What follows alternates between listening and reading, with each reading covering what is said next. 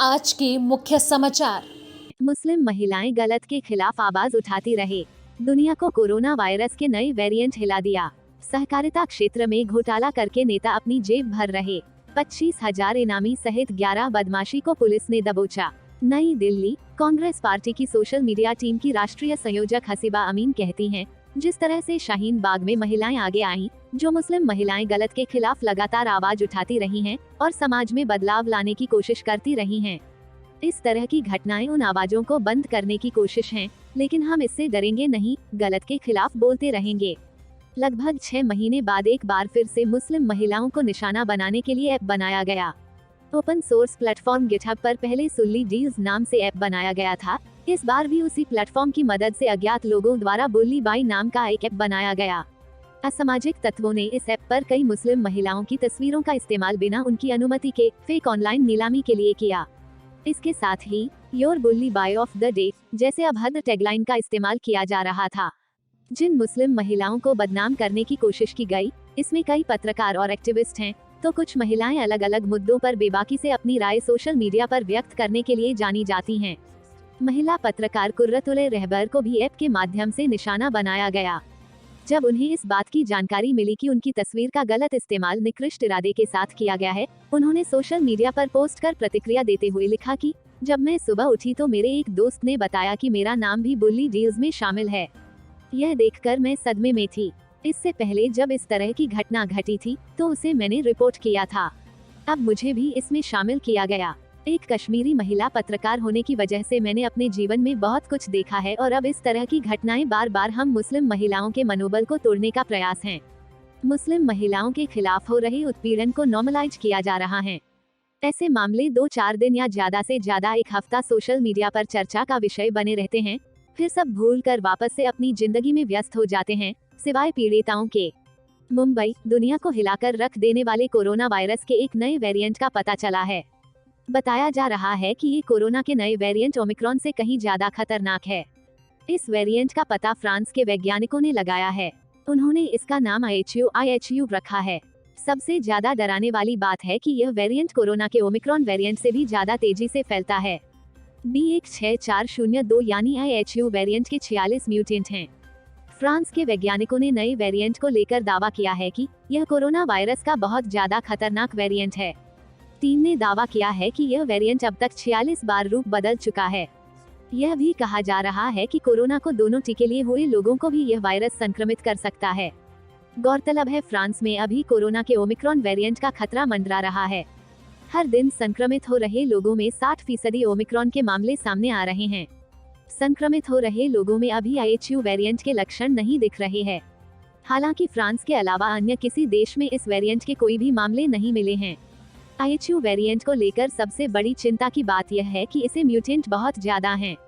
गौरतलब है कि भारत में कोरोना के साथ ओमिक्रॉन का कहर देखने को मिल रहा है। स्वास्थ्य मंत्रालय की ताज़ा जानकारी के मुताबिक मंगलवार को देश में ओमिक्रॉन के मामलों की कुल संख्या बढ़कर 1892 पहुंच गई है। वहीं महाराष्ट्र और दिल्ली में ओमिक्रॉन के सबसे ज्यादा 568 और 382 मामले सामने आए हैं।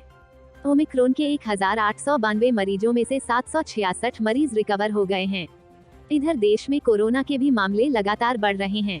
भारत में पिछले 24 घंटों में कोरोना वायरस के 37,379 नए मामले आए हैं। कोरोना से 124 लोगों की मौत हो गई है, जबकि 11,007 लोग रिकवरी कर घर चले गए हैं। मुंबई, महाराष्ट्र में सहकारिता क्षेत्र में घोटाला करके नेता किस तरह अपनी जेबें भर रहे हैं, इसका प्रत्यक्ष उदाहरण पेश किया है 5 बार की शिवसेना सांसद भावना गवली ने।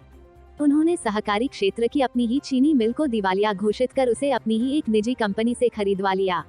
यह सौदा करवाने के लिए जो बोर्ड गठित हुआ, उसकी अध्यक्ष भी वे खुद ही रहीं। जिस बैंक ने इस सौदे के लिए फंड मुहैया कराया, वह बैंक भी खुद उन्हीं का है। ये तथ्य प्रवर्तन निदेशालय द्वारा तैयार एक आरोप पत्र में सामने आए हैं। इस मामले की FIR भी खुद भावना गवली की तरफ से दर्ज कराई गई थी। पिछले साल अगस्त में प्रवर्तन निदेशालय ED ने यवतमाल वाशिम क्षेत्र से शिवसेना सांसद भावना गवली के 5 ठिकानों पर छापेमारी की थी। उन पर यह छापेमारी भाजपा नेता किरीट सोमैया के इस आरोप के बाद हुई थी कि भावना ने बैंकों और अन्य वित्तीय संस्थानों से 100 करोड़ रुपए लेकर उनका गलत इस्तेमाल किया। किरीट का आरोप था कि भावना गवली ने 55 करोड़ रुपए की एक सहकारी चीनी बहुत कम दाम पर खरीद ली। बता दें कि श्री बालाजी सहकारी पार्टिकल कारखाना ली की स्थापना भावना गवली के पिता पुंडलिकराव गवली ने 1992 में की थी। इस कारखाने के लिए उन्होंने राष्ट्रीय सहकार महामंडल से 29 करोड़ रुपए और राज्य सरकार से 14 करोड़ रुपए अनुदान लिया था। भाजपा नेता किरीट सोमैया का आरोप है कि भावना गवली ने इस कंपनी के लिए 11 करोड़ रुपए स्टेट बैंक से भी लिए। कुल 55 करोड़ रुपए जुटाने के बावजूद यह कंपनी चालू नहीं हो सकी।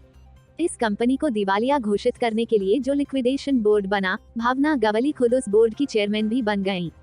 इस बोर्ड ने कंपनी की नीलामी के लिए अखबारों में विज्ञापन की खानापुरी तो की, लेकिन बोली लगाने का मौका दिया अपनी ही एक company Bhavna agro product and services ली को। लिक्विडेशन बोर्ड ने यह कंपनी मात्र 7.09 करोड़ में भावना गवली की company Bhavna agro product and services ली को बेच दी। यानी जिस कंपनी को स्थापित करने के लिए 55 करोड़ रुपए अनुदान या रियायती दर पर कर्ज लिया गया, उसे 8 करोड़ से भी कम में बेच दिया गया।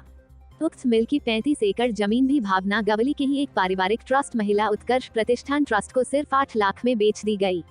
बाद में भावना गवली ने 11 सदस्यों वाले इस ट्रस्ट को भी एक निजी कंपनी में बदल दिया और उसके बोर्ड में अपनी मां शालिनी के अलावा एक सहयोगी सईद खान को शामिल कर लिया।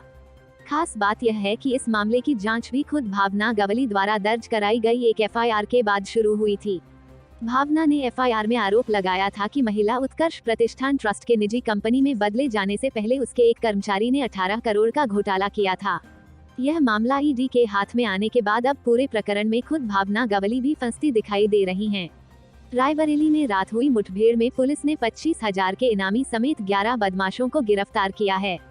पुलिस अधिकारियों का कहना है कि ये अंतर जनपदीय गिरोह से हैं, जो कि डकैती की योजना बना रहे थे।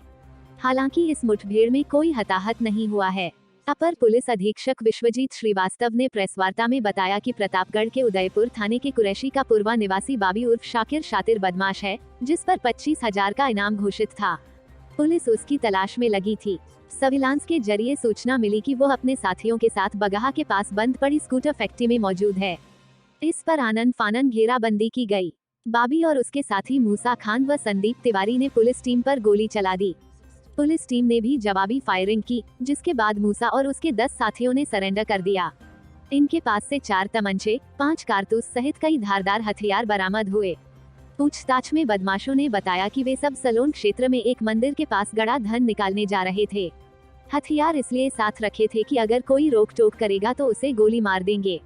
एएसपी ने बताया कि सलोन में हुई लूट और चोरी की वारदातें कारित करने की बात भी गिरोह के सदस्यों ने कबूल की हैं। बाबी के अलावा प्रतापगढ़ के लालगंज अझारा के रामपुर बावली निवासी मूसा खान, उमदपुर के संदीप तिवारी, खैरापुरे छेमी के वृंदावन मिश्र, बीर सिंह भूमिधरी के जसवीर यादव, महेशगंज थाने के गोसाई का पूर्वा के राजेश यादव, मंगल यादव, सत्यम यादव, संग्रामगढ़ के बाभन की बकरी नरहाई के राजेश शुक्ल, लखनऊ के हरिओम नगर, आलमबाग निवासी स्वतंत्र कुमार और रायबरेली के मिल एरिया क्षेत्र के संदीराम के प्रदीप कुमार की गिरफ्तारी हुई है। इनमें बाबी, मूसा और मंगल यादव के खिलाफ पहले से कई मामले दर्ज हैं। Bureau report, Mumbai.